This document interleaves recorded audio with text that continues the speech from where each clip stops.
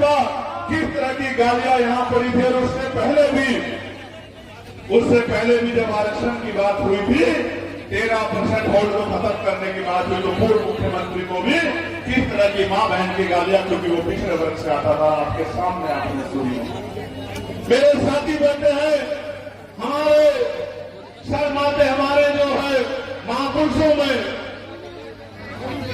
सम्राट वीर भोज जी की मूर्ति को किस तरह से जो है इसी क्षेत्र में हमारे समाज को जो है जूते की नोक पे रख के हमारे पूरे गुजर समाज का अपमान करने के लिए किस तरह से जो है उसके ऊपर तीर लगा के पूरे हमारे लोगों के मान सम्मान में खिलवाड़ करने का काम किया।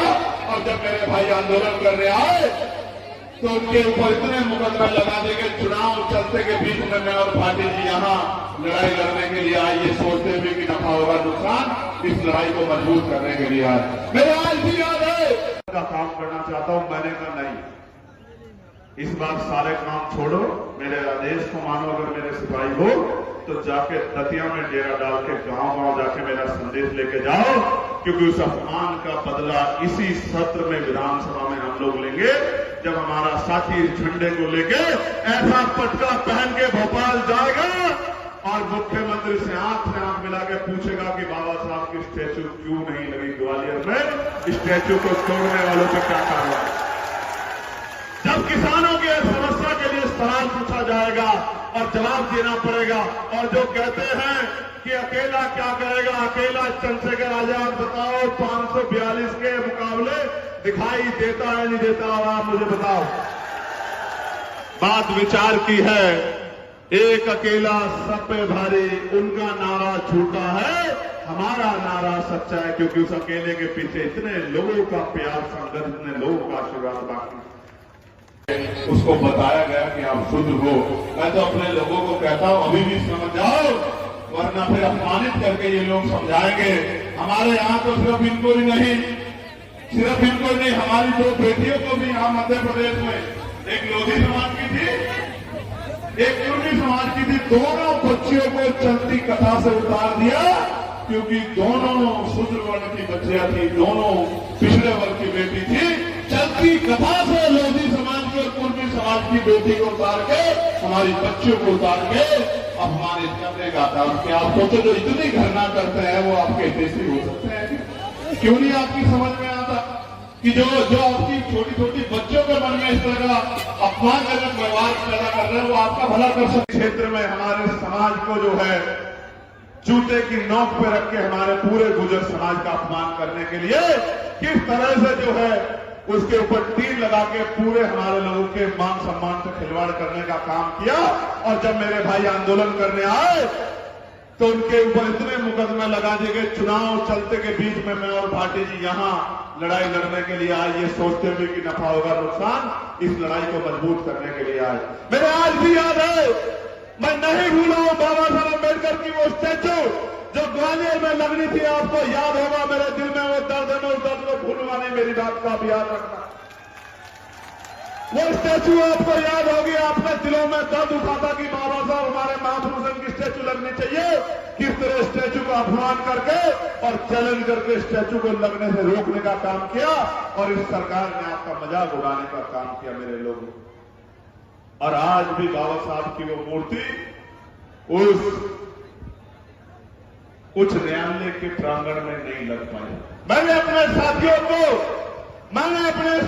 उस दिन आंसुओं के रूप में खून अपने आंसू आंखों से बहाते देखा था कि जिस बाबा साहब के बारे में एक शब्द नहीं सुन सकते हैं, उस बाबा साहब, उस महापुरुषों की मूर्ति को किस तरह अपमानित करके वहां से हटाएगा। आज भी वो दर्द मेरे दिल में जिंदा है, आप और मैं जानते हैं इस बात। और सिर्फ यही नहीं, किस तरह बाबा साहब की फोटो जलाई गई और जलाने वाले लोगों का संरक्षण इस सरकार ने किया। पूरे बहुजन समाज के मुंह पे पूरी तमाम महिलाओं के मुक्तिदाता बाबा साहब का तस्वीर जला के पूरी तमाम किसान, मजदूरों, पिछड़ों, दलितों, आदिवासियों, अल्पसंख्यक समाज, मुस्लिम समाज के लोगों को और महिलाओं के मुंह पे आपको अपमानित करने का काम इस सरकार ने किया। ये हमने अपनी आंखों से देखा, भूले नहीं। बाबा साहब कहा करते थे, मेरे लोगों कि आदमी भूखा रह सकता है लेकिन अपमानित होकर नहीं रह सकता। इस सरकार ने हमारी पगड़ी उछाली है। हम इस सरकार की कुर्सी तोड़ के अपने मजबूर साथी को विधानसभा भेजने का काम करेंगे। ये हमारी जिम्मेदारी है। और भाइयों से पूछना चाहता हूं, मदद करोगे नहीं करोगे बताओ? पटवा किराए से जो लोग खड़े हैं हाथ उठा के बताओ, मदद करोगे नहीं करोगे? ये नाजिम भाई बैठे, इनको भी कहना चाहता हूं, जब हाथ पकड़ते हैं और जब पकड़ लेते हैं तो फिर आपके दुख भी हमारे और आपके सुख भी हमारे, आपके साथ खड़े। मेरी बात को कहना, मैं मुस्लिम भाइयों को भी कहना चाहता हूं, आपने सबको मौका दिया है, कांग्रेस को मौका दिया और पार्टी को मौका दिया।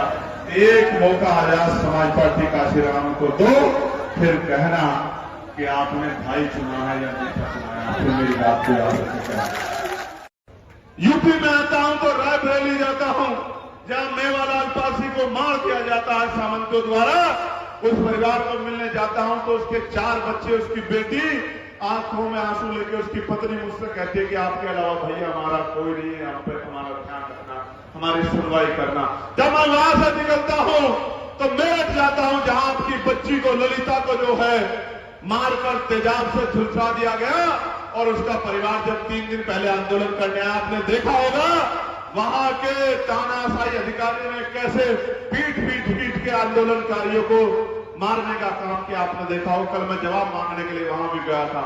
मेरे प्यारे साथियों, यूपी में तो हम लोग जुल्म सह रहे हैं, लेकिन जुल्म के खिलाफ लड़ भी रहे हैं और अन्याय करने वालों को सजा भी दिला रहे हैं। लेकिन मध्य प्रदेश में मेरे मन में पीड़ है कि मैं पिछली बार घूम के गया था, संविधान बचाओ यात्रा में आपके बीच भी आया था, आपने मुझसे वादा किया था कि भैया आपको खाली हाथ नहीं भेजेंगे, लेकिन पिछली बार आपने मेरा दिल दुखाया, मुझे खाली हाथ भेजा।